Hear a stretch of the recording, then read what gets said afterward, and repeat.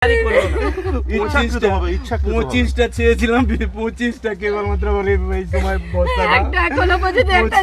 ওইখান থেকে আসতে পারিনি। দেখি এতটা জল, আমি মেয়েটাকে নিয়ে বেরাবো, সেই মুহূর্তে যদি আমি বেরিয়ে যেতাম। আমি তো সরকার নয়, আমি আপনার বাড়ি করে দিতে পারবো না। আমি সেই মুহূর্তে বেরিয়ে যেতাম, আমার মেয়েও চলে যেত। আমি আপনাকে 5 লাখ টাকা পাঠাবো আমার ব্যক্তিগত।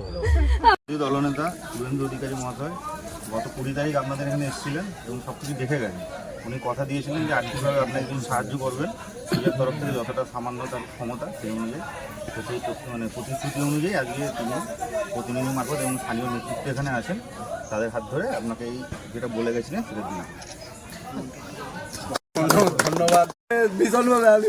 ভীষণভাবে আমি বলতে পারি, আমি এই প্রথম আর্থিক সাহায্য আমার একটু অন্তর থেকে হলেও একটু হালকা হলো।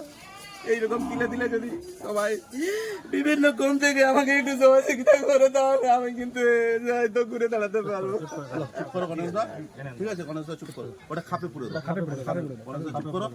যেটা বলেছিল, কথা দিয়েছিল, ভারতীয় জনতা পার্টি এবং শুভেন্দু অধিকারী মহাশয় আগামী দিনও পাশে থাকবেন, সবাই আসে। আমার জীবনটা চলে গেছে, এটা রেখে দিন, ঠিক আছে। আজকে আমার তো একটু হালকা হলাম, উনি যে আমাকে এই আর্থিক সহযোগিতাটা করলেন।